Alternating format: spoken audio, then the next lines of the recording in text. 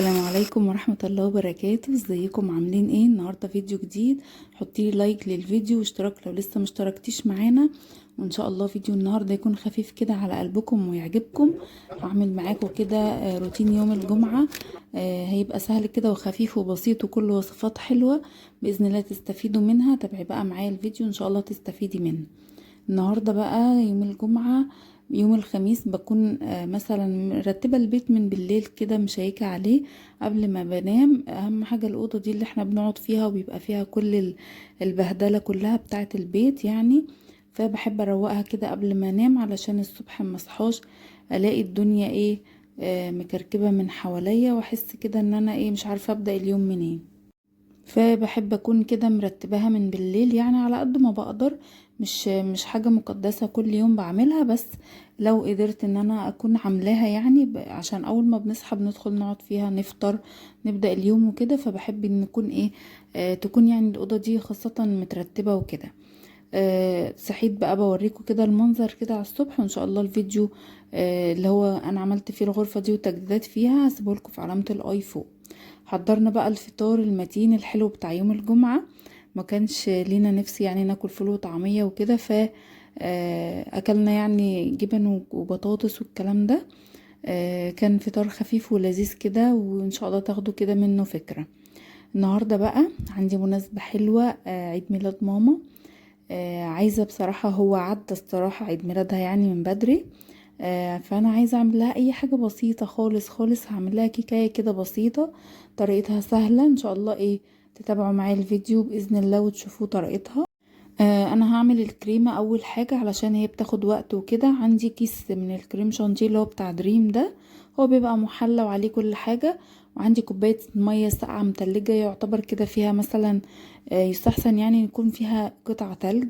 وابتدي ان انا انزل تدريجيا كده بالمية وبالمضرب كده بتاعك، وتبتدي ان انتي تضربي الكريمة.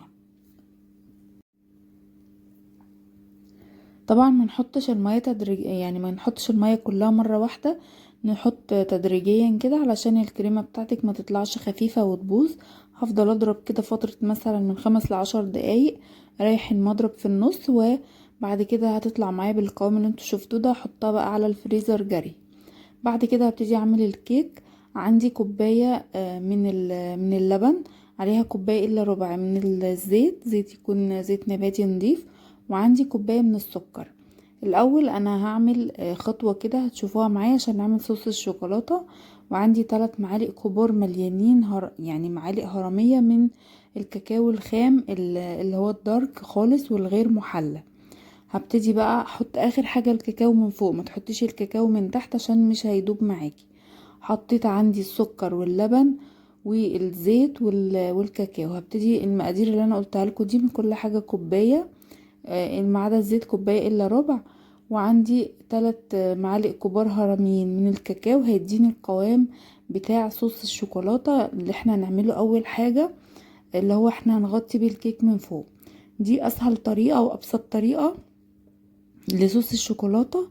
هيطلع معاكي حلو قوي وهايل. وبصوا تقيل وجميل. لو انت هتعمليه هتستخدميه في حاجة عايزاه يكون خفيف، هتخفيه بشوية لبن. بعد كده نزلت ب3 بيضات وكيس من الفانيليا على الصوص الشوكولاتة ده، وهبتدي ان انا ارجع كده اضرب في الخلاط تاني. جهزت بقى الخليط معايا كده زي ما شفتوه. بعد كده هنزل بقى باول كوباية دقيق، هبتدي ان انا انخلها. ضروري ننخل الدقيق علشان النتيجة تبقى احسن، الكيكة بتاعتنا تبقى هشة كده وحلوة. نخلت اول كوباية دقيق، هنخل التانية. احنا هنحط الدقيق حوالي كوباية ونص لكوبايتين دقيق، على حسب بقى ايه المقدار السائل اللي انت عاملاه. دي كده تاني كوباية من الدقيق. بعد كده هجيب كيس بيكنج باودر برضك، وهعمله في المنخل كده، او في البتاع اللي انا بنخل بيها يعني، عشان اتضمن ايه ان ما يكونش في اي تكتلات ولا اي حاجة مش حلوة في البيكنج باودر. هبتدي اقلب كل المكونات السايلة، قصدي الجافة مع بعض. وبعد كده هنزل بقى بالخليط السايل ده. انا بقى بصراحة كنت عايزة اعمل لها ايه عيد ميلاد كبير وكده، بس يعني الظروف اليومين دول مش احسن حاجة معايا. الولاد مخليني بصراحة يعني ايه عايزه اروح مستشفى المجانين، فايه ما كنتش مجمعه اصلا احنا النهارده كام، ولا عيد ميلادها اصلا عدى وكده.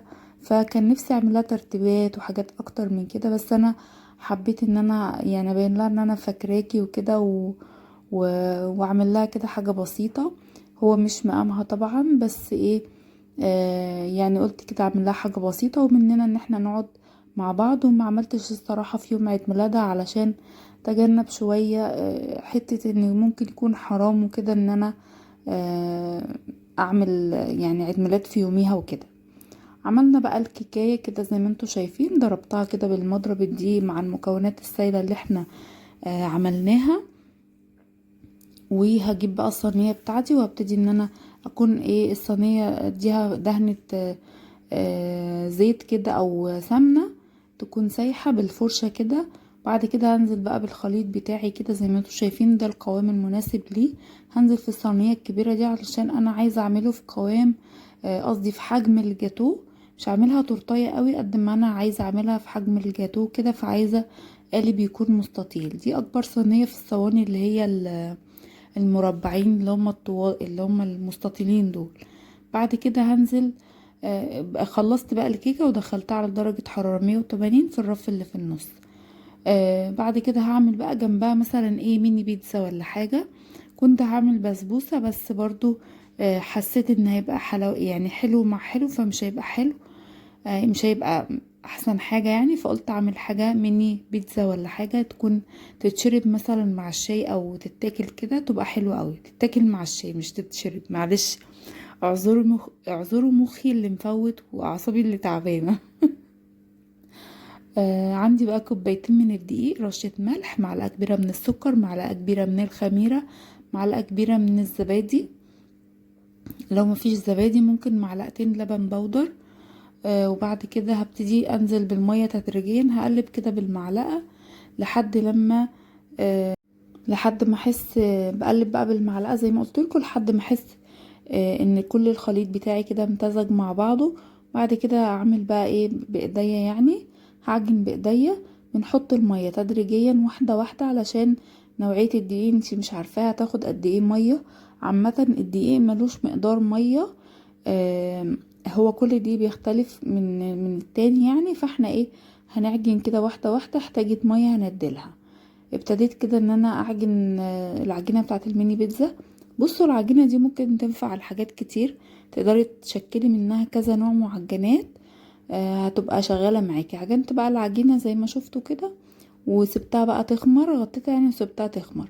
بعد كده كانت الكريمة بتاعتي مسكت نفسها شوية. انا عايزة اعمل الكريمة من فوق كده اللي هو لون الشوكولاتة، يعني عايزة احط عليها شوكولاتة عشان محدش عندي قوي بيحب الفانيليا.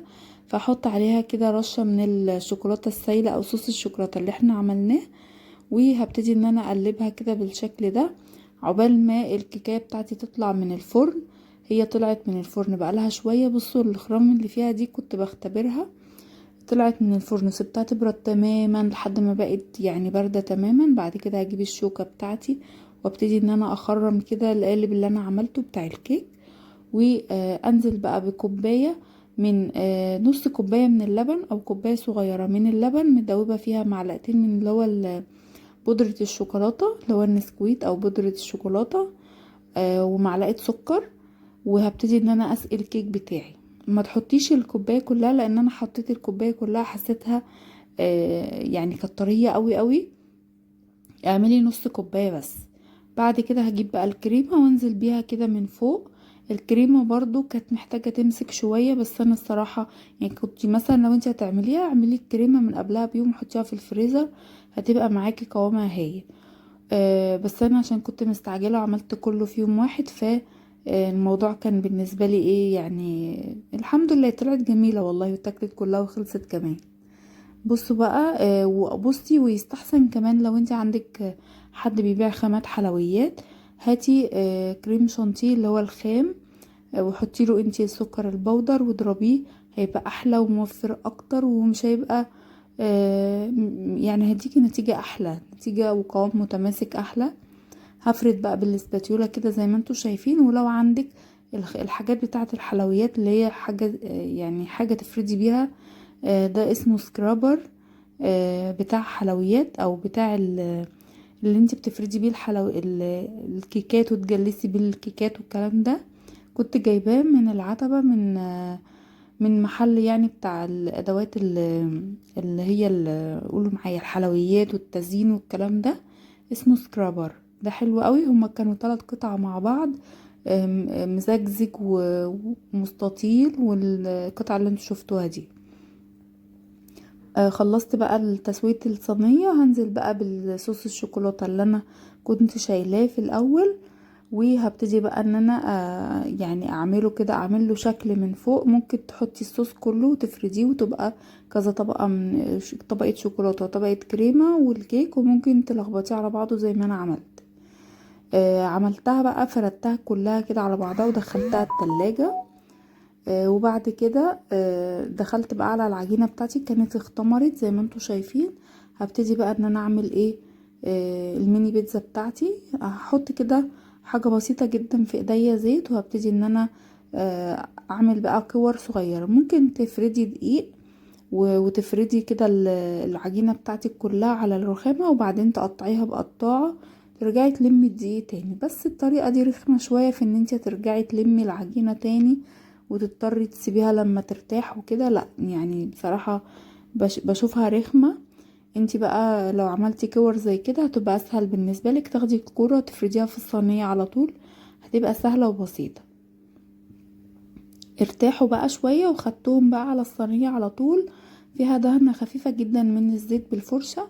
وهبتدي ان انا افرد كده الميني بيتزا بتاعتي. حاولي ما ترققيهاش عشان تبقى العجينة بتاعتك ايه، ليها قوام كده، يعني الواحدة كده تمسكيها تبقى طرية كده وفيها لبابة من جوه. بفرد بقى كده في صينية ألمونيوم، وانا مشغلة الفرن هو برضو على الكيك. يعني بعد الكيك الفرن سخن، هروح ايه، عاملة الوش بتاع الميني بيتزا. انا ما كانش عندي صلصة بيتزا ولا صلصة عادية، اتصرفت ورحت مفضية كيس كاتشب، ورحت ايه، قلت هعمل كده بيه. كان طعمه حلو والله وقضى الغرض. لكن انتي المفروض ان انتي تحطي صوص البيتزا او صوص الطماطم بتاعه البيتزا. كنت مقطعه بقى طماطم وفلفل وجبنه. انا كنت جايبه جبنه اللي هي اسطنبولي الحادقه علشان يبقى طعمها باين في الميني بيتزا. وعندك بقى زيتون، عندك جبنه شيدر، موتزاريلا شرايح، جبنه قصدي موتزاريلا، جبنه رومي مبشور، اي حاجه. انا كانت عندي جبنه اسطنبولي كده الحادقه دي، فكانت طعمها حلو قوي. زي ما قلت لكم الفرن كده شغال، وفردت كده هما الكوبايتين دقيق عملوا معايا الصينيتين دول. انا الصراحه ما كنتش عايزه اعمل كميه كبيره او عجين كتيره، لان انا اليوم ده كنت عايزه اعمل حاجه على طول، عشان ولادي يعني بصراحه واقفين لي كده على حيلهم، يعني مش راضيين يسكتوا. فقلت اعمل كده ايه، خير الكلام ما قل ودل، احنا بس كده بابا وماما واخواتي بس. و... يعني وكمان يبقى اي حاجة خفيفة عليا ما توقفنيش كتير. خلصت بقى الصينيتين ودخلتهم على درجة حرارة 180 في النص، واستوت زي ما انتوا شايفين. سبتها شوية كده من فوق في الرف اللي في النص، خدت لون كده، وكانت شكلها وريحتها وطعمها. عايزة اقول لكم الميني بيتزا اتاكلت قبل الكيكة، فكانت حلوة قوي. فرحوا كده اللي بتحبوهم لو بحاجة بسيطة، بالذات لو كانت امك او ابوك او اخواتك او اي حد من القريبين ليكي قوي، او زوجك طبعا. حاجة بسيطة قوي، يعني هتفرحهم وتحسسيهم ان انتي فاكراهم مش ناسياهم. حطينا بقى كده الميني بيتزا في طبق التقديم بعد العشاء يعني، وحطيتها كده على البارة عندي على الرخامة. وحطيت كمان الكيك بتاعي، لخبطت كده الكريمة على الشوكولاتة وقطعته تقطيعة الجاتو، ورحت حطاه كده على الرخامة عندي زي ما انتوا شايفين بالشكل ده. كان شكله بقى وطعمه احلى بصراحة. وعملت كده اطباق، كل واحد طبق كده فيه قطعتين من بيتزا وقطعة جاتو. كانت الحاجات شكلها جميل. ده كان الفيديو بتاعي النهاردة، اتمنى يا رب يكون عجبكم. متنسوش تحطوا لايك على الفيديو.